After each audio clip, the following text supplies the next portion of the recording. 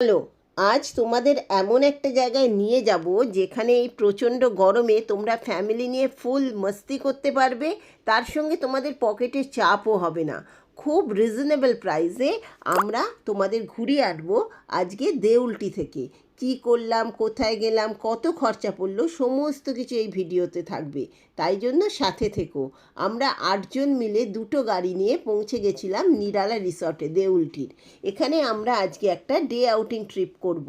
এটা কিন্তু কোনো পেড প্রমোশন নয়, প্রথমেই বলে রাখি। দেউলটি আমরা আগেও এসেছি এবং যতবার আসি ততবার ভালো লাগে। এখানে সবচেয়ে ভালো লাগে এদের ব্যবস্থাপনা, এদের পরিষেবা এবং এখানকার খাওয়া দাওয়াও খুব ভালো। তার সঙ্গে এদের প্রাইসিংটাও অন্যান্য রিসর্টের মতো অত হাই নয়, বেশ রিজনেবল, মধ্যবিত্তের নাগালের বাইরে। ওখানে গিয়েই দেখলাম কি সুন্দর দোলনা আছে, আমি তো লোভ সামলাতে পারলাম না, দোলনা একটু চেপেই নিলাম। তারপর এবার রিসর্টটা ঘুরে দেখার পালা। বিশাল বিশাল মাঠ আছে, এটা তো রিসর্টের সামনে, পিছন দিকেও একটা বিশাল বড় মাঠ আছে। অনেক পশু পাখি খরগোশ সব রাখা আছে, বাচ্চাদের গেলে ভীষণ ভালো লাগবে।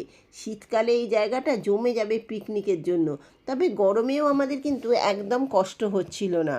আমরা সবাই বসে রিসেপশানে জমিয়ে গল্প করছিলাম। আমিও ভাবলাম এই মুহূর্তটাকে ভিডিও করে নিই। আমরা এখানে ডে আউটিং করব বলে একটাই রুম নিয়েছিলাম, এসি রুম। এসি রুমের ভাড়া ছিল 1800 টাকা স্টার্টিং প্রাইস। আমরা সেটাই নিয়েছিলাম। রুমটা ভালো ছিল, পরিষ্কার পরিচ্ছন্ন এবং যথেষ্ট ওয়েল মেনটেন্ড ছিল। আমরা রিসর্টটা ঘুরে দেখে সবাই চলে গেলাম ব্রেকফাস্ট করতে। ব্রেকফাস্টে আমরা নিলাম লুচি, আলুর তরকারি আর মিষ্টি। 70 টাকা প্লেট ছিল।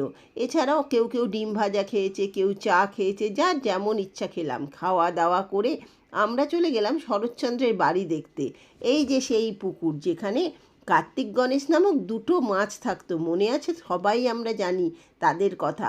আর এই যে শরৎচন্দ্রের সেই বাড়ি, এই বাড়িতে লেখক তার জীবনের শেষ দিনগুলি কাটিয়েছিলেন। এই বাড়ির ঐতিহাসিক গুরুত্ব অপরিসীম।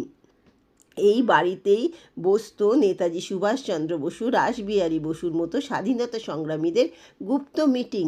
পিছনে রূপনারায়ণ নদী দিয়ে তারা আসতেন এবং এখানে এসে চুপচাপ মিটিং করতেন। এই সেই ঘর, এই এই ঘরেই চলতো মিটিং। এই সেই ঘড়ি 100 বছর ধরে যা আজও চলে যাচ্ছে। এই সেই রাইটিং টেবিল, এখানে লেখক বসে লিখতেন এবং উপন্যাসের সৃষ্টি করতেন। দেখে আমাদের মনটা ভীষণ ভরে গেল। এত সুন্দর লাগলো বলে বোঝাতে পারবো না। মনে হচ্ছিল ইতিহাসের সঙ্গে আছি।